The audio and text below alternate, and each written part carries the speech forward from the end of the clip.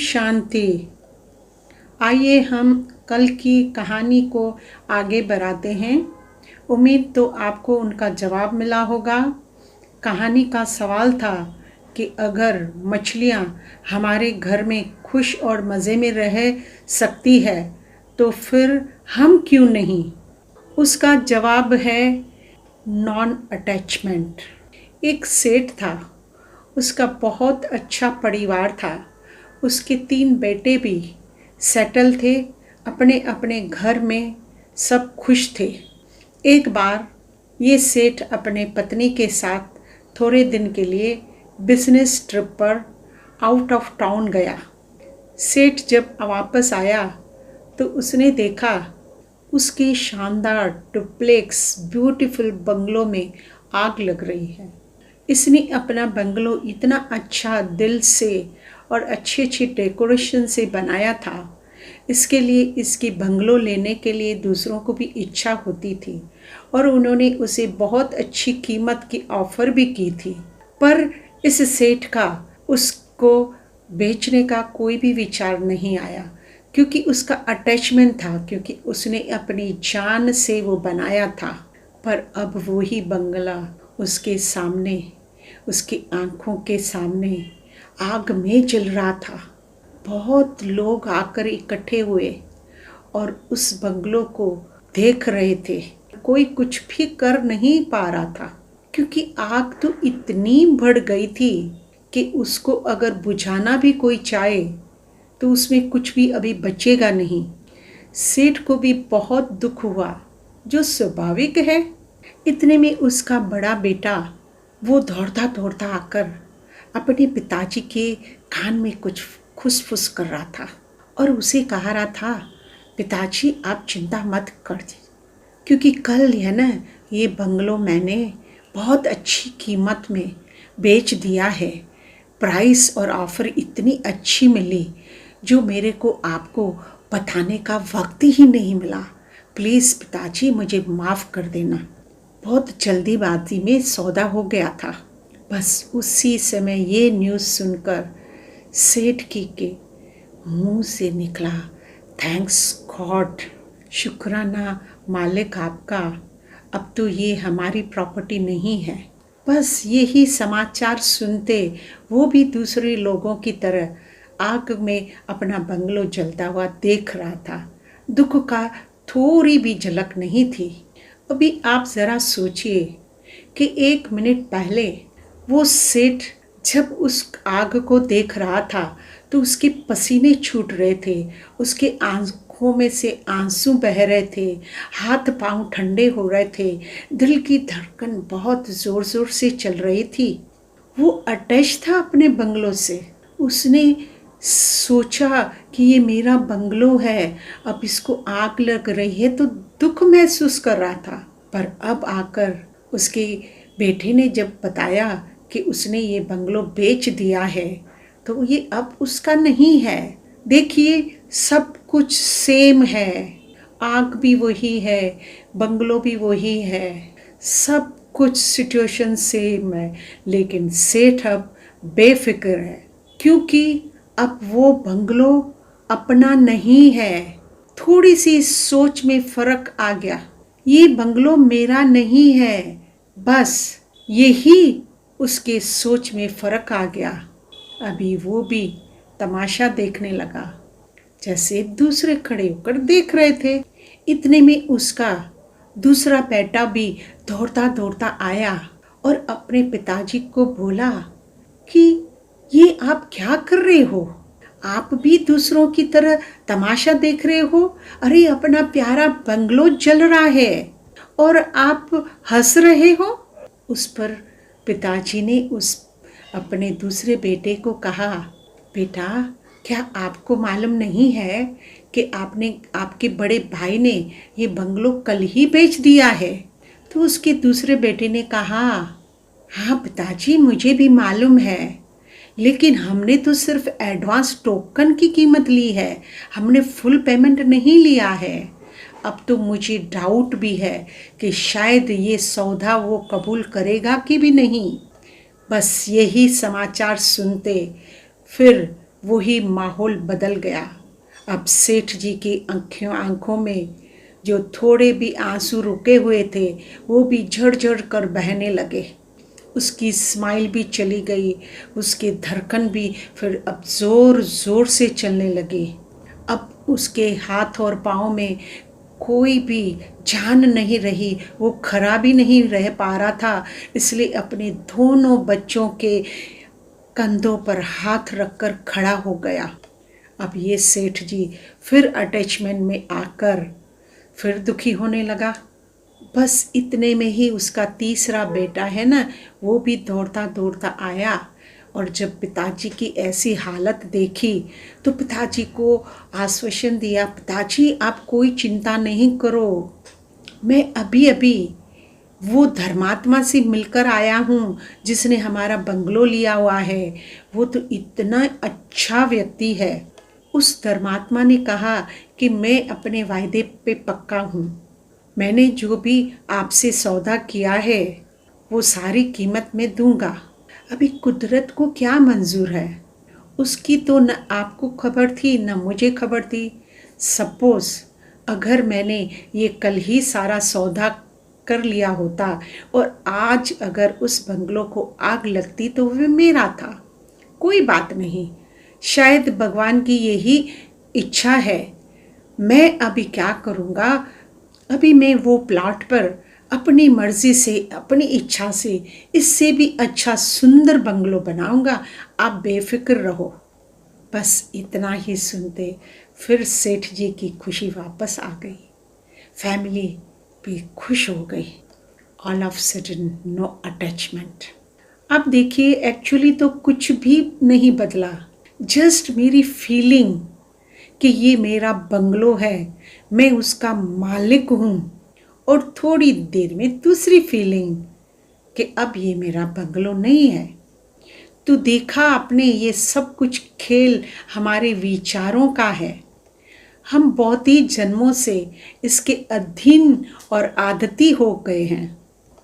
कभी कभी अपने शरीर से अटैचमेंट, कभी कभी अपनी पर्सनालिटी से, मेरी पर्सनालिटी अच्छी होनी चाहिए, मेरी ड्रेस अच्छी होनी चाहिए और सब फैसिलिटी मिले। बस ये तो सब बातें मकड़ी की जाल की तरह है जो सिर्फ फंसाता ही रहता है। मकड़ी को भी अगर हम एक बार उसको जाल से बाहर निकालें तो वो दूसरी जगह जाकर फिर से वो जाल बना लेती है। इसलिए कहा गया है कि ये फ़ानी संसार एक मुसाफिर खाना है और हम इधर मेहमान हैं। आप देखिए आज जो ये घर या प्रॉपर्टी जो मेरी है वो कभी हमारे माँ बाप की थी और उससे पहले हमारे दादा दादी जी की थी और ये कल फिर हमारे बच्चों की होगी। इसलिए कहा गया है कि हम इधर मेहमान हैं। क्या कभी आपने देखा है कि जब एक मेहमान हमारे घर में आता है तो क्या वो खुश नहीं रहता है क्या? ऐसा क्यों? क्योंकि वो आपकी जो हमारी डेली रूटीन है ना, उस रूटीन में वो कभी इंटरफेयर नहीं करता है, दखल अंदाजी नहीं करता है। वो तो खाते पीते घूमते इधर उधर की एंजॉय करते सब कुछ एंजॉय ही करता है। बस इसी तरह भी हम भी एक दूसरे की बातों को सम्मान दें, आपसी मेल मिलाप से एक दूसरे की राहें से चले, तो फिर तो हर घर घर में सुख और शांति परमानेंट रहेगी। एक बार एक व्यक्ति बहुत गरीब था। उसके पास एक बंजर ज़मीन का टुकड़ा था जिस पर कोई फसल नहीं उगती थी। वह थोड़ा काम करके और कुछ कर्जा लेकर अपने परिवार को पालता था। एक दिन उसे कोई काम भी नहीं मिला और सभी ने उसे कर्ज देने से भी इनकार कर दिया। वह सोचने लगा, अब मैं क्या करूं? अपने परिवार को कैसे पालूं? अपनी गरीबी के एहसास से वह बहुत दुखी होकर सोचने लगा कि क्या यह भी कोई जीवन है? इससे तो मर जाना ही अच्छा है। और वो मरने के तरीके सोचने लगा। इतने में उसने देखा कि कुछ लोग उसकी तरफ आ रहे हैं। उन्होंने पास आकर उस गरीब से पूछा, भाई ये ज़मीन किसकी है? गरीब ने कहा कि यह तो मेरी ज़मीन है। तभी हमारे अनुसंधान से पता चला है कि इस ज़मीन के नीचे तेल है। अगर तुम हमें खुदाई करने दो और पता लगाने दो, उसके लिए हम तुम्हें बाड़ा भी दे देंगे। उस गरीब ने कहा, वैसे भी ये बंजर ज़मीन है, कोई काम की नहीं है। आप खुदाई करके मुझे बाड़ा दे दो।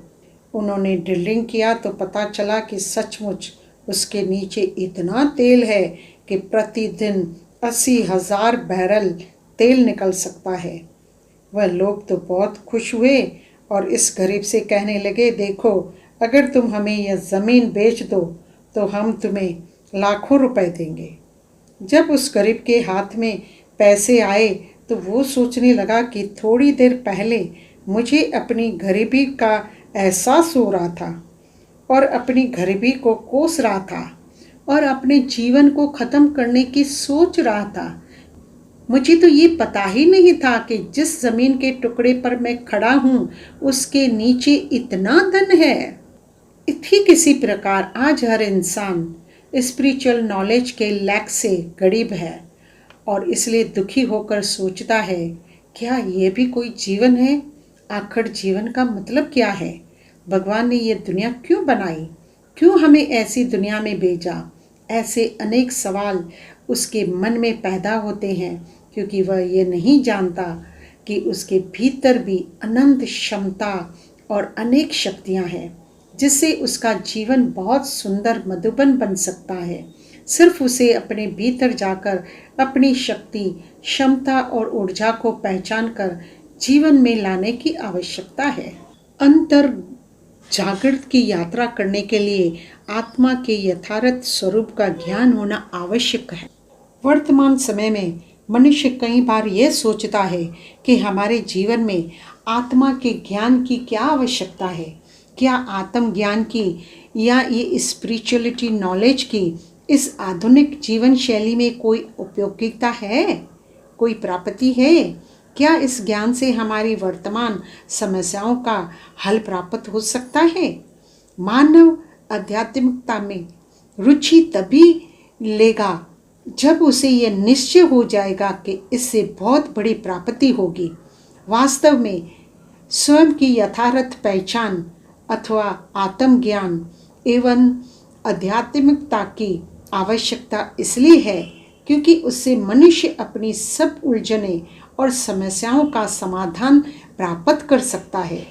इस संबंध में महाभारत का ये प्रसंग मुझे याद आ रहा है। अनेकों युद्ध अकेले जीतने वाला वीर योद्धा अर्जुन महाभारत युद्ध के समय विषादग्रस्त और अवसादग्रस्त यानी नर्वस और डिप्रेस होकर कायरों की भांति अपने शस्त्र छोड़कर बार बार भगवान से निवेदन करने लगा कि वह युद्ध नहीं करना चाहता। क्या तब उसे अपनी शक्ति पर विश्वास नहीं था? जब भगवान उसके साथ थे और उसकी विजय निश्चित थी तो क्या उसे भगवान पर भरोसा नहीं था? उस समय भगवान ने उसे कौन सा ज्ञान दिया जिससे वह अपने विषाद से मुक्त होकर युद्ध के लिए तैयार हो गया? भगवान ने सर्वप्रथम उसे आध्यात्मिक ज्ञान के द्वारा आत्म निश्चय में स्थित किया और स्वधर्म का परिचय देकर उसकी अनंत शक्तियों को उजागर करने की विधि बताई जिससे वे एक सच्चा कर्मयोगी बन हर चुनौती का सामना सफलतापूर्वक कर सका। आज जीवन भी एक संघर्ष है जहाँ हर वक्त मनुष्य को युद्ध करना पड़ता है। जीवन के कई संघर्षों को तो वह पार कर लेता है पर लेकिन जीवन की कई चुनौतियाँ के सामने वह अर्जुन की तरह विषादग्रस्त, तनावग्रस्त, निराश, उदास, हिम्मतहीन और दिल शिकस्त हो जाता है जिसको आज के युग में डिप्रेशन कहते हैं। वह बार बार भगवान से प्रार्थना करता है, हे प्रभु, आखिर ये संघर्ष कब तक? ऐसी विषादपूर्ण मन स्थिति के समय यह आध्यात्मिक ज्ञान, आत्मज्ञान उसके मन का भय और तनाव दूर करके उसे निर्भय और शक्ति संपन्न बनाता है। दुविधा में जकड़ा मानव भी अर्जुन की तरह क्या करूं, क्या न करूं कि पशुपेश में पड़ जाता है। परमात्मा द्वारा सिखाया गया राजयोग जितना अर्जुन के लिए उपयोगी था, उतना ही वह आज के तनावग्रस्त मानव के लिए भी उपयोगी है। आध्यात्मिक ज्ञान द्वारा मनुष्य स्वयं की आत्म शक्ति को पहचान कर और उसके प्रयोग से वह कई प्रकार की समस्याओं का हल करके अपने मन को तनाव और भय से मुक्त कर सकता है। वह अपने जीवन में नई आशा की किरण लिए उमंग उत्साह के साथ जीवन को पॉजिटिव दिशा दे सकता है। राजयोग से वह अपनी आंतरिक शक्तियों को उजागर कर आत्मविश्वास से हर चुनौती का सामना कर सकता है। सबसे पहले हमें अपने आप को जानना होगा, क्योंकि पूरा दिन हम कहते हैं मैं और मेरा, तो मैं कौन और मेरा क्या, अब सब उस पर करना सोच और विचार, और उसका जवाब हम नेक्स्ट एपिसोड में देखेंगे। आइए हर रोज़ की तरह आज भी हम अपने मन को शांत करें, मेडिटेशन करें। थोड़ी देर के लिए अपने मन को शांत करें। अब हम अपने मन को आसपास हो रहे आवाज़ों और हलचल से थोड़ी देर के लिए दूर ले चलते हैं। धीरे धीरे अपने मन के ध्यान को आसपास से हटाकर ले चलते हैं अपने आप भ्रकटू के बीच जिधर माताएं टीका लगाती हैं। बिल्कुल डिटैच हो जाएं और अपने मन को एकाग्र और शांत करें। सुनिए अपनी अंतर आत्मा की आवाज़। मैं इस संसार में एक मेहमान हूँ और इस प्रॉपर्टी और घर की निमित्त मात्र ट्रस्टी हूँ। हर काम करते निमित्त मात्र, हर चीज़ को यूज़ करते, पर फिर भी मैं अटैच नहीं हूँ। पर मैं अपने परिवार का बड़े प्यार से उनका ध्यान और ख्याल रखती हूँ। ये मेरा फ़र्ज़ है। अभी घड़ी से मैं जो भी काम करूँगी बड़ा प्यार से और पूरा ध्यान देकर, जिससे किसी को कोई तकलीफ भी न हो, जिससे हमारा अपना घर स्वर्ग बन जाएगा। बस डिटैच होकर अपने मन को शांत करें, बिल्कुल शांत, और ये शांति की किरणें हम अपने घर परिवार में, वातावरण में फैलाएं। पूरा दिन आज मेरा शांति से पास होगा। ओम शांति शांति शांति।